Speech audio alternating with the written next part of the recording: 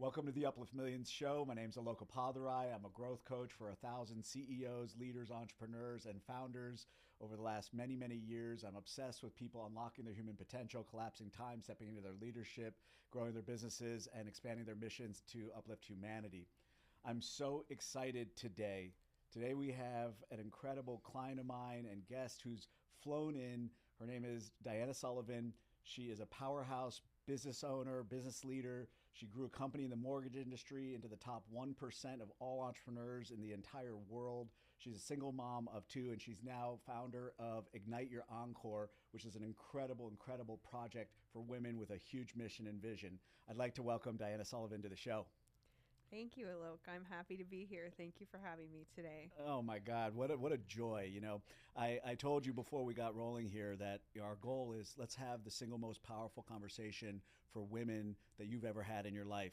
Yeah. And so how does that feel? Feels amazing. I'm excited to be here and do this. Great. You know, tell me a little bit about Ignite Your Encore. And, you know, you have this idea of midlife crisis to midlife magic. Can you just bring us into that? What is that whole thing you talk about? Yeah, absolutely. There's so many women who are reaching midlife and they just feel numb, sad. They don't even know what they're feeling. They're confused. And we've kind of been dealt this card of you get to be put out to pasture. It's all downhill from here. And it's kind of silent. So people just accept it. And I'm not accepting it. And I encourage other women to not accept it either. And we're not only not accepting it, we're completely flipping the script from midlife crisis to midlife magic. Tell me, is this like a lie that women are told? Absolutely. Absolutely. Not directly, not in words. It's just a societal belief. How does that get fed into women? That's that invisible. Just walk me through that a little bit. I think it gets passed down from generation to generation. Yeah. Mother to daughter, Yeah. aunt to daughter. Yep, all of it. And when it happens, it just feels awful. But and the women are in menopause at the same time, and they think that this is all part of it. So that menopause is actually kind of being the coined thing that is the start of this downward spiral. So it's really awful. It's depressing, and it's not fun, and it's a bunch of crap is what it really is. So let's just tell it like it is. That's you it. know? So we're not going to have that anymore. Not in my world anyway. What are kind of some of the language patterns that women are that it gets delivered as like that? So women out there listening might go, "Oh shoot, that's what was fed to me." The best has already happened. Ooh. It's all downhill. Oh. The put out to pasture phrase definitely is in there. Oh. These are very disempowering phrases, as you might imagine.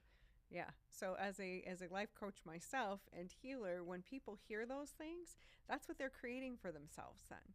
So the good news is we get to create something different. Tell me, when you say they're creating this for themselves as a life coach, what do you mean by that?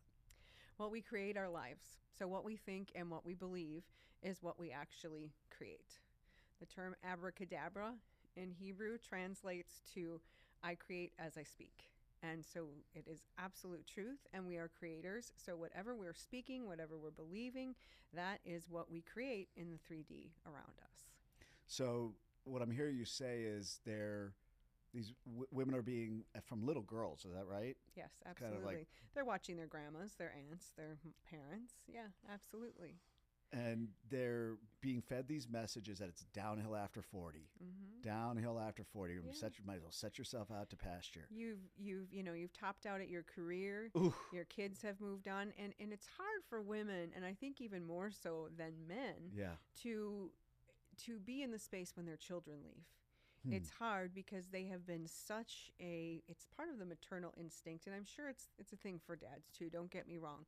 But they leave and there's something that happens, that purpose that you had is gone. So what do you do when that purpose goes? And keep in mind, your career has also reached its top. So now you're kind of coming downhill here, and now I have no purpose. And a lot of clients that I work with, they struggle with this, right? This idea of who am I now? What am I now? And in addition to that, the hobbies and the things that I used to enjoy, I just don't enjoy anymore. I hear that from my clients regularly. You know, we've been bowling, couples bowling for 10 years, and I don't know why, but I don't love it anymore. Bring me into the, you know, as we're kind of really exploring this midlife crisis piece, you know, because you hear it and people talk about it in movies and things like that. But bring us into your 50th birthday. Yeah, so it was my 50th birthday, and I was out to dinner with my boyfriend and my kids, and I have everything. You know, I'm in the place where on paper, it's like...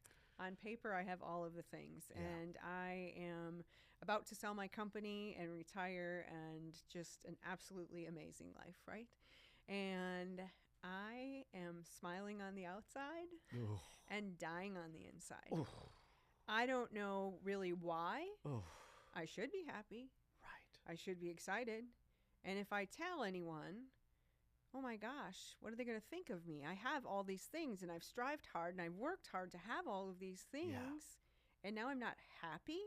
Not only am I not happy, I'm numb. I don't feel. There's nothing worse than feeling the feeling of numb. I would have rather felt sad than numb. And so, it was at that birthday that I was sitting at that table, and I put a flag in the ground in that moment. And I had been working on healing and coaching and learning all of these things for 10 years. And right then and right there is, now it is time to implement them. Now it's time to really remember who I am. Right. The birthday candles are there, and you're blowing it out, and everybody's singing the songs, and I should be happy. And then it's pretending to smile. Pretending to smile. How many women would you say are sort of floating through life pretending? Whoa, God, man. I don't know about you, but like... If I had to guess, I would say probably 90%. Ooh. At least in some area of their life. Ooh. And I think for a lot of women, I'm not married, and I'm not in that relationship anymore.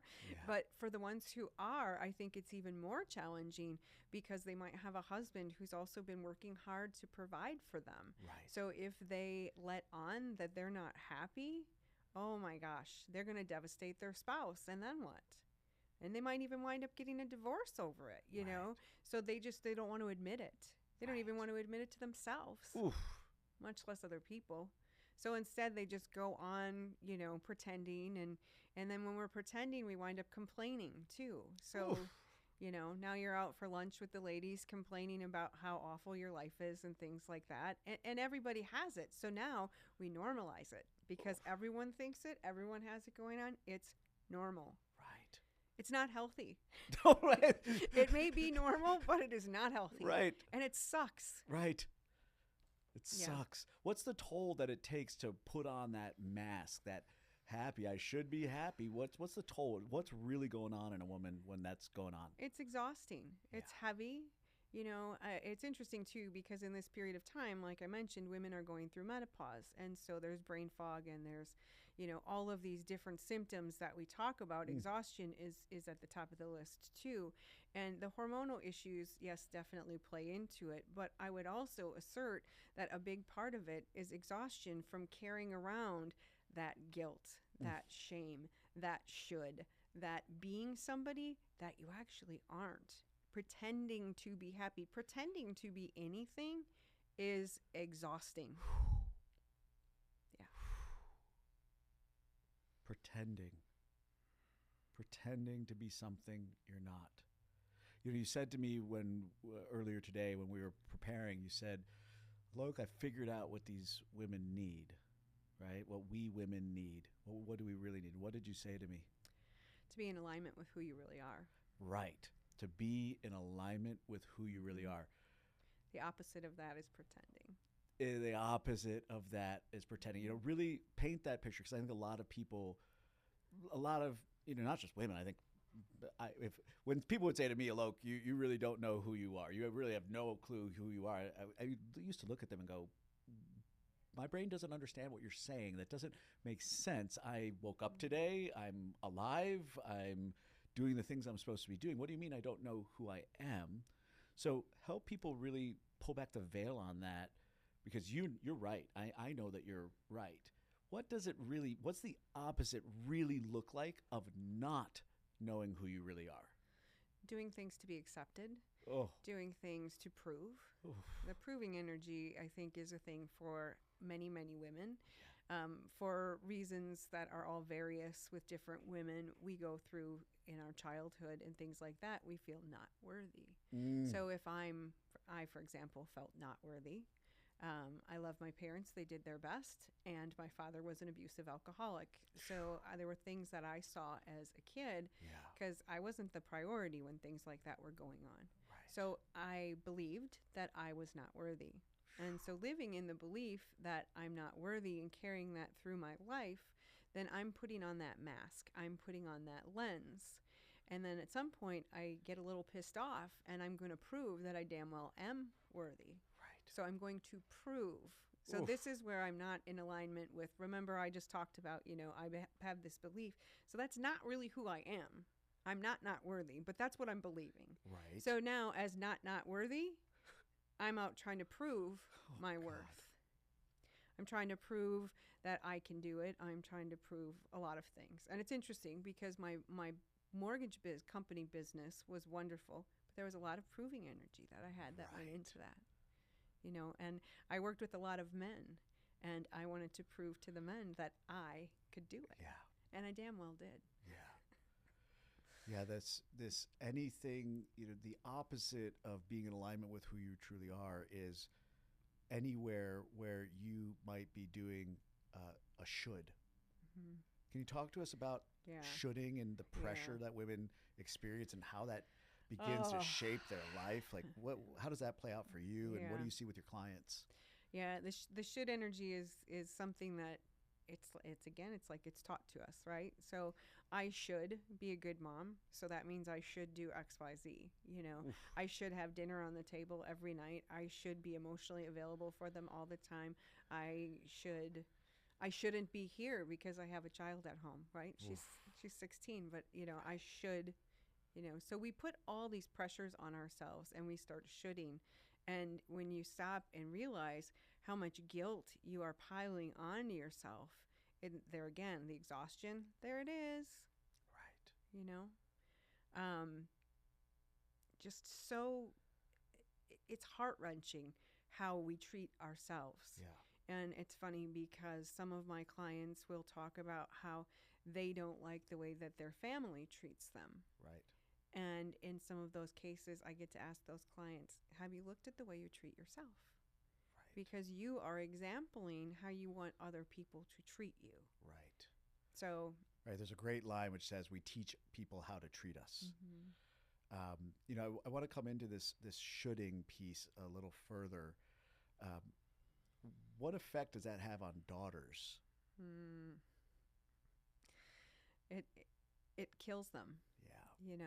It's sometimes I feel like it sounds a little overzealous, but it's really not. It's a silent killer. Right. Watching their mom. Yeah. That's an interesting one too, because a lot of when you're shoulding yourself about your children, you're not making yourself a priority. Right. So when you're doing that, something that I teach my clients is when you're doing that, remember you are modeling what you want that child to be like. So you are modeling to your child that you are not important. So when we actually stop and take a second to look at it, we can see really clearly what a mess it is, and that it doesn't make sense and it's not the right thing to be doing at all. And we get to step back from it, and that's where we get to actually look at who we really are. This reminds me of an idea, which is we teach people we get to have things end with us. Thank you for bringing that up. I love that. It does. And it's this ends with me. This ends with me. And in the beginning, when I was on this path, I didn't have enough self-love to do it for myself. There. I started doing this for my children. Oof. There it is. Mm-hmm. Right. And I think a lot of people, sadly, a lot of parents, I'll speak just as a parent because I'm not a woman, but we can forego certain changes if it's only quote unquote to benefit ourselves. I can get through it. I can be fine. I can. But there's a line in the sand that gets drawn. Not my kids. Not my kids. Not my kids. Oh, what? No. Wait, what? You mean I'm passing that along? I'm passing on unworthiness and proving and putting on the smile? Right. Do you find that kind of creates a turning point? Absolutely. It was a huge turning point in my life. I found myself in an abusive relationship, and he was actually away at a family weekend kind of a thing, and that was really where I stepped into the change for myself. Yeah. And the first event I went to, I was gone from the house for 5 days. I had someone staying with my children, but it was so hard for me to realize that for me to go away for 5 days was going to be a massive benefit to my children, and those generational habits that were in place were going to end right now, right here, today with me. Woo! Oof, I have the chills. That is the moment that anybody can state that and say, and to anybody watching, I really hope for anybody who's listening to this can just ask themselves, what stops with them right now? Like literally as they are listening to you and I having this conversation, right? Can there be something in them that wakes the fuck up and is like, this stops, right? This piece today. Because there's no moment when the sky opens up and you get the signal. You are spot on that, because you can tomorrow,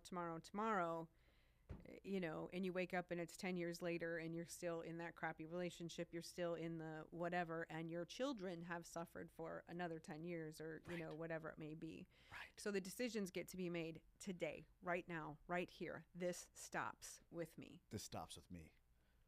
You mentioned, and thank you, because these are the conversations that I think it's like, how do we wake somebody up, right? How did I start getting away? I'm still a work in progress, right? We'll always be works in progress. We're always going to be works in progress. But there's like, can we be ringing the bell right now for somebody?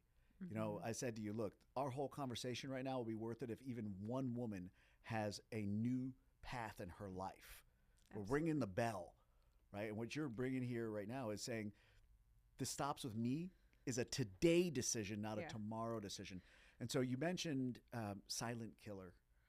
And, I'm wondering if you'd be willing to take us on the journey with Georgie, with your sister, and just how that shaped you, what occurred, what did you learn, what was the big aha, and what's her message that she's channeling through you today? Yeah. So my sister's name was Georgie. She died by suicide at age 51. Yeah. And the people who knew her as a happy-go-lucky, bright light in every room, first grade teacher, fill-in principal, just an amazing human. And no one had a clue. There were some physical things that, were underlying, but nothing major, And one day she shot herself in the head. And her husband was out of town, so I was the one called to the scene, and it was excruciating, to say the least. Yeah. And after telling my family members, including my parents, and identifying the body and doing all the crap that had to be done, you went into the house and saw. Yeah. Oof. Yeah. Let's just take a second. I mean, that's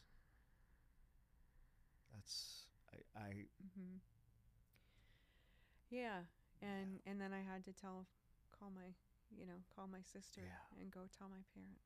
Yeah. And the worst was telling my kids that her favorite aunt had passed. Right. So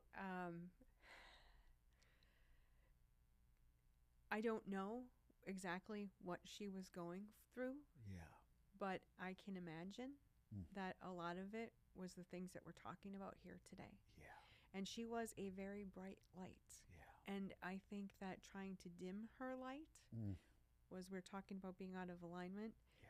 She was out of alignment because she was dimming her light. Ugh. And I think it is a silent killer, and it's a problem that's out there that's not talked about, you know. Um,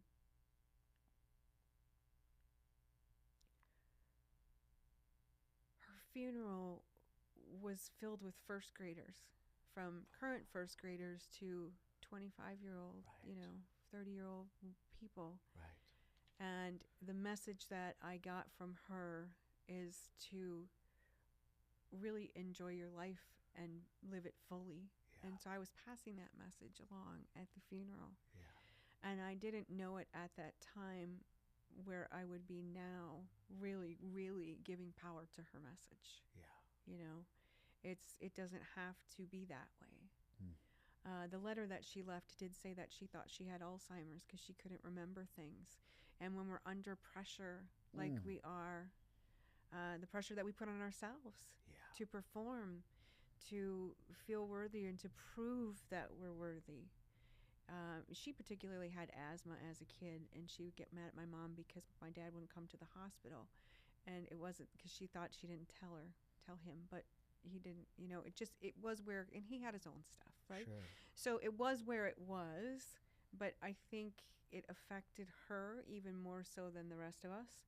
It affected us all. But so she had all that trauma, and I think there's a piece too that she didn't feel comfortable asking for help. I know she went to therapy for a little while, but it was almost like it was admitting wrong or something in order to go to therapy. So I'll just quick go and get it handled, right? She had children, and she was an empty nester at that point, and I know that was really painful for her. And so, it was. What holds women back from asking for help? Feeling like a disappointment to themselves, to their spouse. Right. You know, I don't want to say anything, you know, derogatory about her husband, but I believe that she felt if she were to say something, it would somehow reflect on him, and it would be terrible. Right. Like we were saying earlier, you know, we were talking about people in general.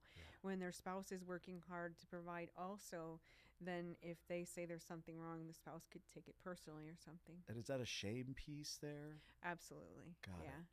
Shame, should, all of these things come into play here. And it's devastating. So she had gotten, you know, in my experience of her, she had gotten to the point of being so far out of alignment, and it had to have been so painful. With who she truly is. Right, so, and the letter, if she really thinks she's having Alzheimer's, my stepmother had Alzheimer's at the time for 6 years, and her family, my dad especially, it was so hard on him. So I don't begrudge her that she made the choice that she made. Right. She had a belief that may or may not have been true. Right. And she didn't want to put her family through it. And she didn't want to put her family through it. But the bottom line is I get to put my flag in the ground because, like you said earlier, if I can help even one woman who is considering this to talk to somebody and to get help, that's right. It's huge. That's right. And even if they're not necessarily on the path to suicide, it's going like, hey, if any of this you are resonating, it's like, raise your hand. Right. Yeah. Don't waste another year, 2 years, 5 years. Well, and like you just said, it's not necessarily at the level of suicide. But let's talk about the other side of this, right? So once you do actually open Pandora's box and look at some of these things that are hurting and affecting you, your whole life changes. You have no idea the level of magnificence and fun and adventure and bliss and all of these things that seem unattainable, they all are constantly falling in your lap. Right.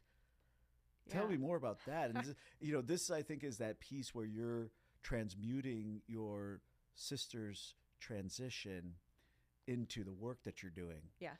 And this idea of the light, the flame. Yes. Can you give us a little bit about what it means for a woman to, go from maybe the pilot light almost being out to what's the opposite of that? Yeah, absolutely. So the name of my company is Ignite Your Encore, meaning that we are going to ignite that second half of your life to be nothing short of magnificent. Yeah. So as you mentioned, it's a pilot light that's barely lit, barely burning. You're feeling numb. You're feeling like you're on the hamster wheel. Your marriage is on life support. Oof. You get up every day and you do it because you have to. You have no idea even how to be happy. You're just doing the things. And when it comes to hobbies, you don't even know what you want to do anymore, because it's work to go and do a hobby, because that flame is so, right. It's just so minimal. So once we ignite that flame, oh my God, what happens with my clients is absolutely, it's so fun to be a part of. Right. I have clients whose marriages were, like I said, on life support, and now they are thriving. They're having sex again. They're laughing again. They're being playful again. Right. They're not only enjoying their vacations, but they're also enjoying everyday life together again. It's crazy amazing. And maybe they thought they were at the pinnacle of their career, and now as we ignite that flame again, maybe there's a passion project, maybe there's a new career, maybe there's whatever. And it's kind of funny too, because a lot of times people are thinking about, I have 5 years till retirement, I have 7 years, and let me say it the correct way, I have 5 more years to get through this job until I can retire. Oh, God. And then after that, I'm going to go sit on the beach and have Mai Tais every day. Right. Shoot me now. Yeah. I mean, it's like... And it's funny, because I think some people really feel like sitting on the beach every day and having Mai Tais sounds good. And for them, absolutely. It's great for like a week or something, but the whole... 30 years? Living a life without purpose is really not fun, you know? So you get to have some sort of purpose. But going back to it, so... you get to light that flame and do the things. You find your joy again. Right. That whole idea of numbness is gone. You are on fire. The level of energy went from here to here. Yeah. Why do you think people think something like that they hesitate to like invest into getting help to experience more joy? Like, it sounds like a nice to have thing. Like, why is it like... It's just nice to have, and it's just 5 more years I can get through. Right. And it's funny because what about, if that's not enough to motivate you to not want to get through, you'll have 20 or 30 years after that. That's right. So what if we did something different? And it's funny because as I've worked with different clients, they've quit their job because they've realized that that plan of getting through 5 years will shorten their life in the end because it's killing them. Oh, God. Right? And they hate it. And in addition to that, then they start a passion project, and maybe even one that they make money on and they enjoy. So now, rather than working 5 years where they're miserable, they want to get to work another 15 years because they love it and they enjoy what they're doing. Hello? Why aren't we doing this sooner? Right. I mean, it's like you're literally blowing the lid off a whole other way of thinking about the second half of their life. Absolutely. Absolutely. What do you believe about the second half of a woman's life? It should be as good, if not better, than the first half. Amen to that. We have experience. We have wisdom. The other thing that opens up in midlife for women, and some of them don't really know how to handle it, is their intuition and their spirituality. Oof. You know, they're becoming more sensitive. Right. And it's interesting, too, because we'll blame this on menopause, but, you know, more sensitive to alcohol, more sensitive to food, more sensitive to gluten, more sensitive to, you know, whatever. Okay, great. Yeah. But how about what else you're more sensitive to? Yeah. How about that little voice inside of you that's somewhere in this heart region? Right. How about if that's actually telling you where to go? Right. And it's a whisper, so you have to listen. Right. But it's there. Right. And it's telling you every day what to do and where to go. So as we are moving out of the phase of our children and into this phase of midlife, there's a whole new thing available to us. Yeah. And if people give it an opportunity, it's blissful, it's amazing, it's adventure, it's fun. You really see this as a fork in the road in a woman's life. Like, you're either going to choose the old paradigm, hang it up, hamster wheel, Groundhog Day, sex life kind of plateaus, marriage plateaus, empty nesting, lunch with the ladies, complaining, blah, blah, blah, blah, blah. Or there's what you're laying out. Uh-huh.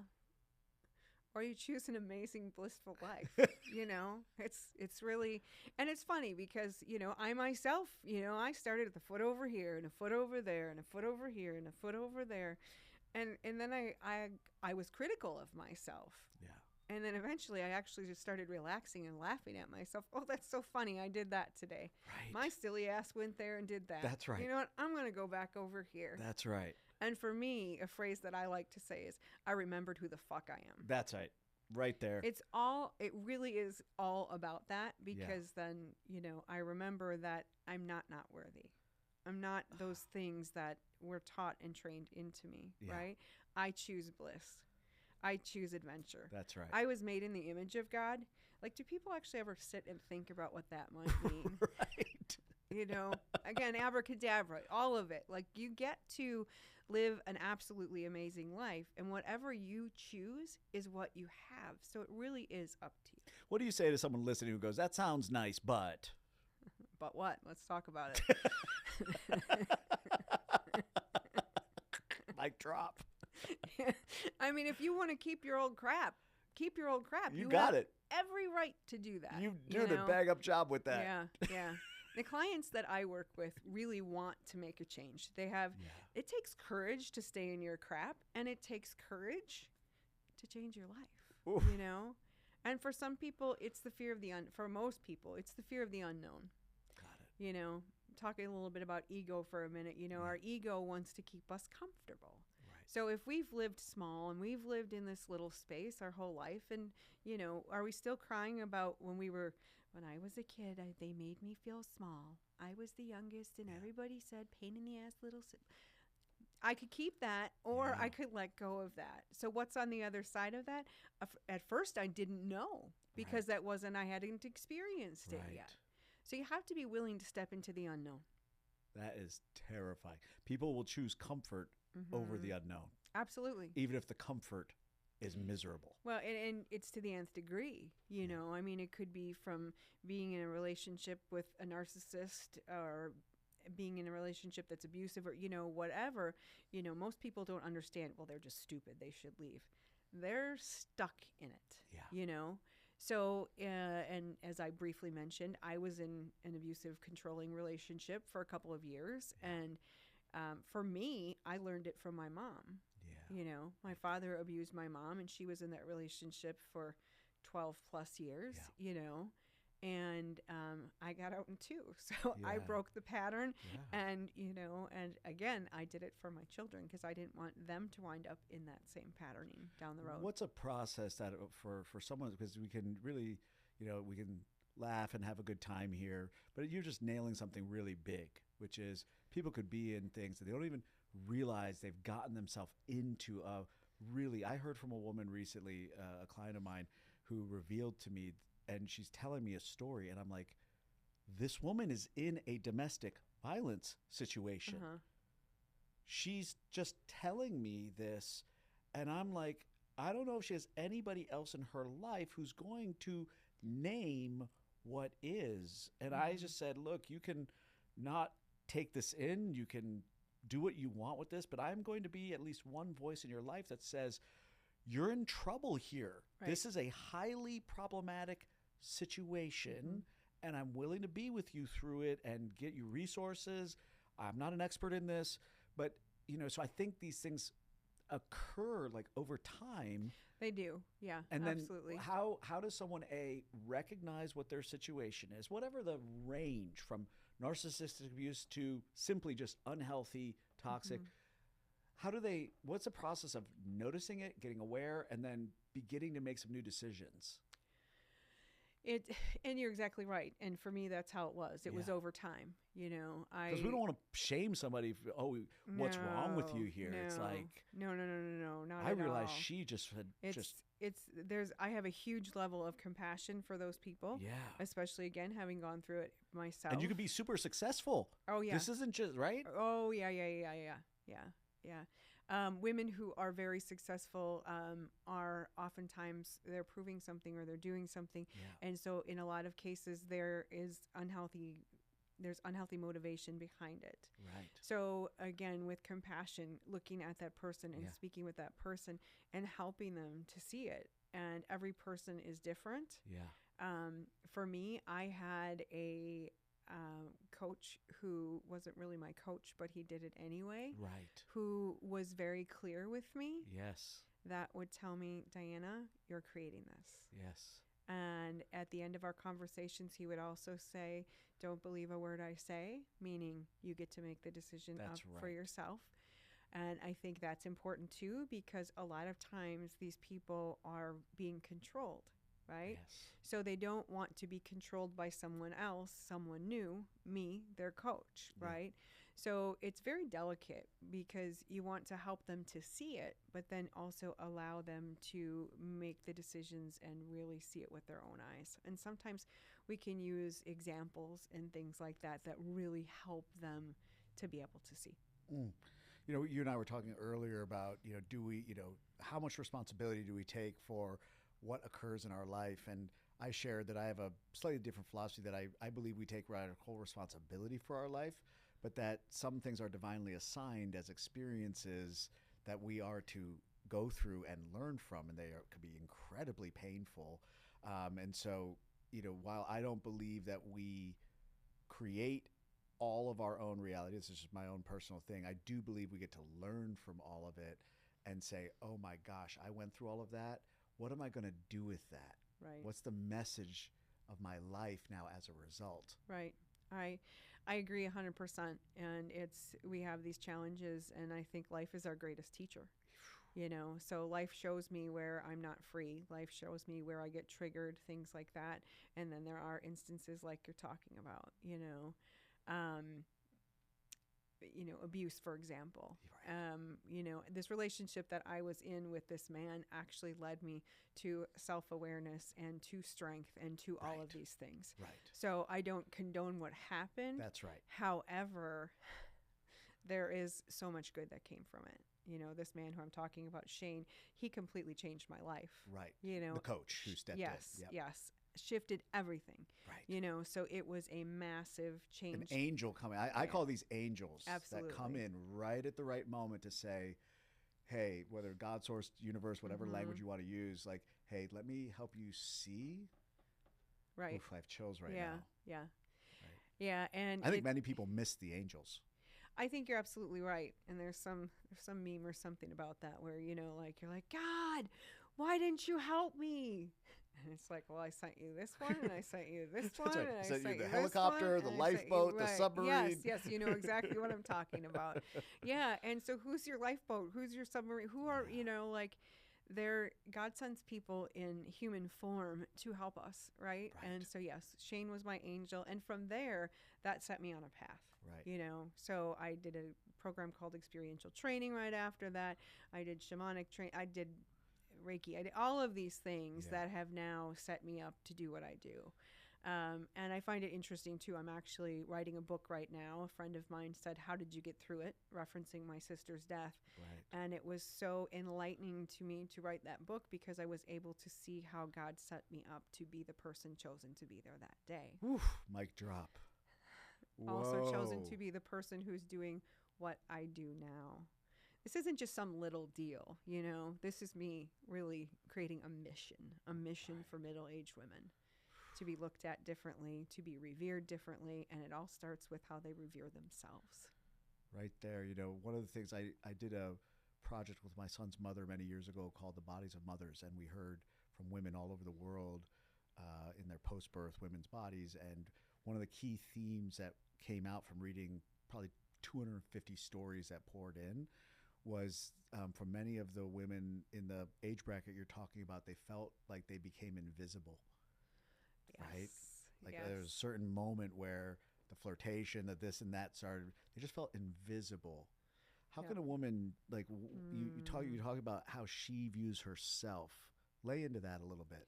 Yeah, that one hits me hard because I think it's a powerful one that women do feel invisible. Yeah. Invisible and also unappreciated. Right. You know, a couple of my clients that I've been working with recently, you know, it's a thing where they just feel it's hard to even put it into words because it's just so devastating to feel invisible. Yeah, our bodies are changing. Yeah. Our so the way that our spouse looks at us might not be the same. Right.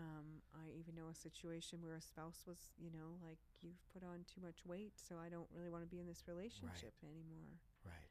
And it's really interesting to me that it's really all about beauty comes from the inside. Yeah. You know? So who am I on the inside? And do I feel invisible? Right. You know? That feeling invisible to, you know, when we say it, it feels like it's others, but it's really ourselves, right? So am I invisible? And it goes back to, again, am I treating myself as someone who's important or not, you know?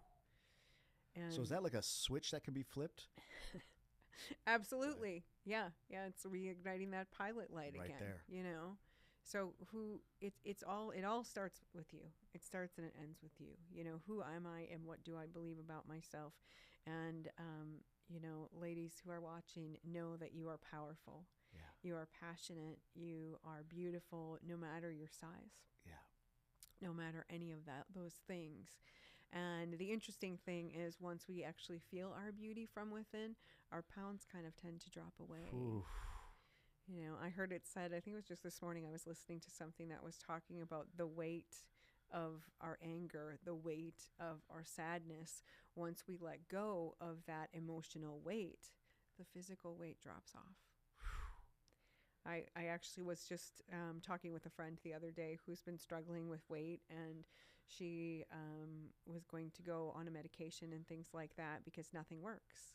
Right. But she hasn't really tried working through her traumas yet. So right. The other key piece too is that as we are going through our life, through our career, with our children and doing all these things, we stay pretty busy, right? Right. So huge topic. Because we are busy, we don't have time for our traumas and all of the things. And for the most part, they kind of tend to stay a little dormant. Not all the way, but you know. Yeah. So when the kids move out, when you're not so interested in your career anymore and all these things happen, all of those traumas have room to bubble to the surface. Right. And they are asking to be handled. Right. They are asking to be seen. Right. You know, the image, as I say it, is like a little kid who has been in the corner for 50 years, maybe 40 years, maybe. And that kid wants to be heard. Right.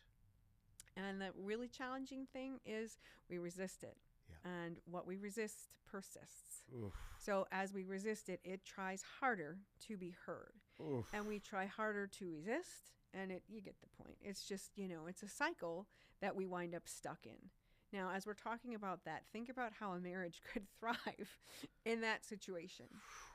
And sometimes we say, you know, that person was acting like a 10-year-old. You're absolutely right. That's correct. Because that's where their inner child is. That's right. You know, I don't know if everybody's familiar with the term inner child that was watching right now, but stuff we talk about regularly, right? Yeah, well, the seed's planted now for any of the listeners. Right. So your inner child is, you have an inner child and an inner elder. So they're both inside of you. And, you know, sometimes that inner child wants to run the show. They may not feel safe. So your inner elder gets to step in and provide the safety. Another piece to this, too, is that inner child is stuck wherever you left it. So if it wasn't your fault, but things happened along the line and that inner child stopped growing because they weren't emotionally cared for. So they're still there at age 2, 4, 6, 8, 10, whatever. And so they're coming to the surface to be heard. So, for example, my inner elder gets to love my inner child, listen to my inner child, care for my inner child, and help that inner child to feel safe. And what do you think happens to your own children when you're doing this work? Mic drop. Yeah, it's pretty amazing. You know, and even as they're adults, you know, it still affects them. Yes. Just because they moved out of the house doesn't mean that they're not being affected by the things that you're doing and the healing that you're doing for yourself. So it creates space. You're not as involved in your job. You don't have the kids. You have time and space. And it just doesn't seem fun to be out at the bar anymore and that kind of thing. Right. That's because there's other things for you to be doing. Right. Such as healing. Right. And it might sound like, well, that's not fun. I'd rather go to the, to the bar or this or that. And I'm not dissing that. I mean, people can Sure. recreate however they want to. But ultimately, it's a lot of fun to heal. It doesn't feel fun in the beginning, but as you start to heal, you are so liberated that it's just, More, please. Yeah. What are the ways in which women numb themselves or distract? I think you're really hitting on something here, right? You have motherhood and there's all these things. And all of a sudden, one by one, we realize, oh man, those are those crutches? Yeah, absolutely. They're crutches. It's, it might be drinking, it might be pills, it might be, and when I say pills, like, prescribed medications. Yeah. And, maybe they got you through. Ambien. Sleep meds. Yeah. Oh, yeah. Huge. Yeah. Sleep meds for sure. Yeah. So you also, people stay busy, so, okay. So now my kids left and this is going on.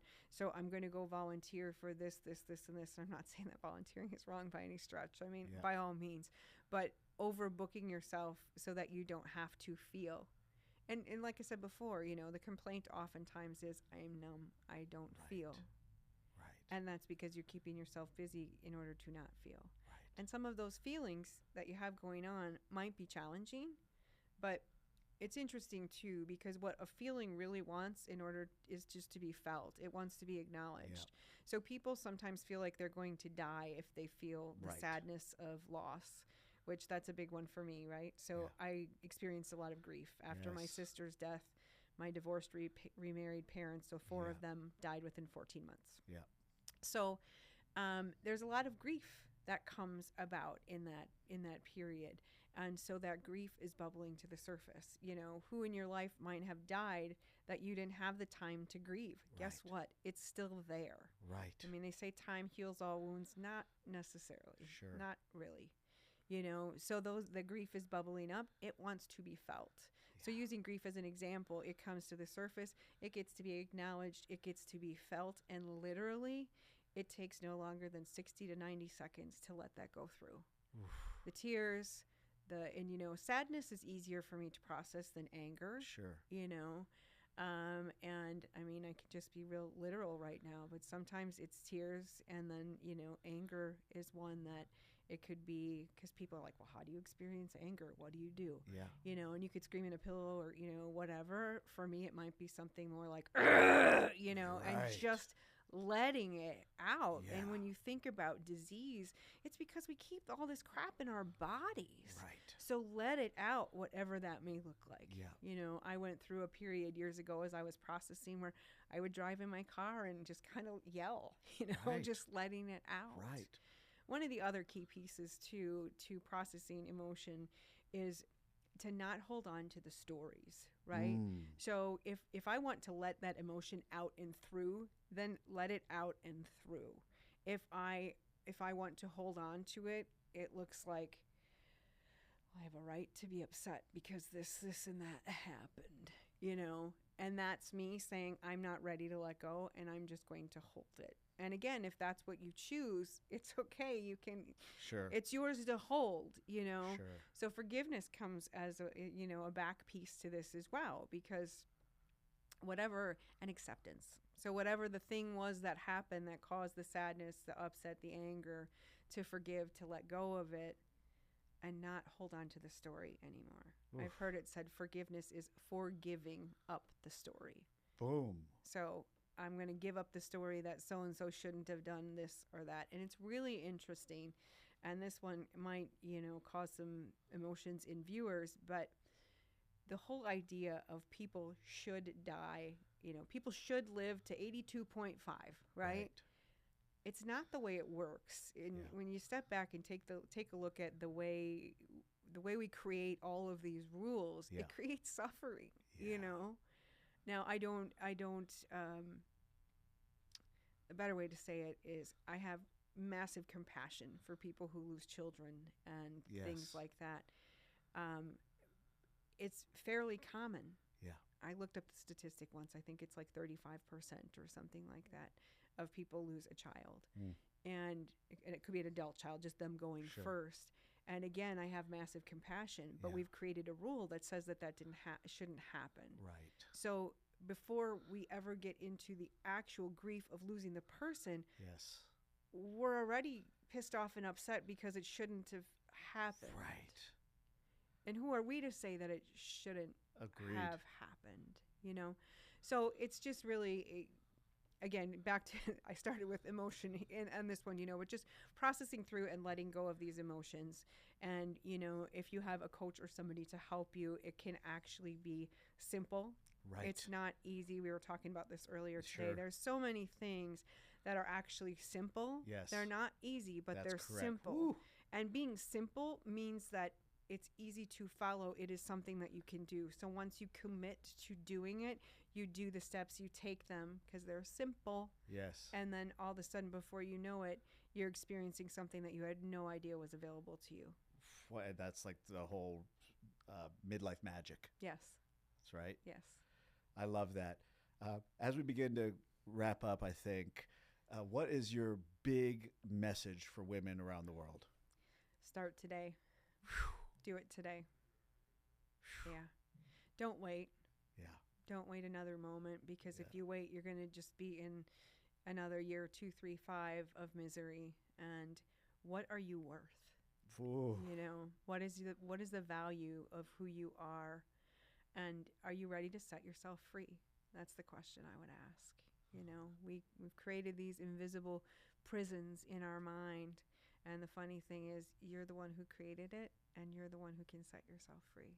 And I say that with love and compassion. Absolutely. You know, love and compassion is a huge piece of my work. Sometimes I might sound pretty literal as we talk about some of these things, because I have come to realize what I see, I can manage, right? If I am the creator of the crap, I'm also the creator of the amazing things. So I can be the message to that. Where can people take a next step in your world with Ignite Your Encore, lighting up the second half of their life, stepping into their power, finding their voice again, figuring out who they truly are, shedding all the old crap that has been piled on top of these women for 30, 40, 50 years? Where can they find more information? How can they take a next step with you? Sure. They can go to my website, which is diannasullivan.com. So 2 N's, 2 L's, DIA. NNASULLIVAN I'm sorry, DiannaSullivan.com. It's beautiful. So thank you so much. This has been such a powerful, important conversation, and your work is so important for women around the world, and you get to set up an entire new movement for change in how women think about the second half of their lives. Thank you. Thank you for having me. Thank you for your passion and your excitement as well. You are a big piece of helping me get this off the ground. And that's my joy, lady. My absolute joy. Thank you for being here. To everybody, thank you for being with us on the Uplift Millions show. It's been an absolute honor to be with all of you.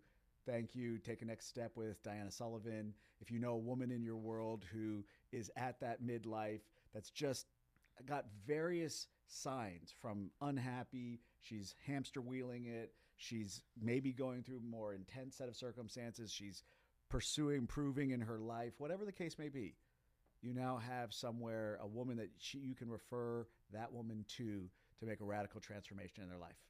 That's our goal here, is for everybody to grow at Uplift Millions, to transform their lives, and to make one decision today to do something different than you've ever done before. And today is the day. There's never going to be a moment where the sky opens up and there's a big, oh my gosh, here's my sign. Or let this be your sign to make a new decision. Thank you so much. It's been my honor. My name is Sullivan. Thank you for being with us.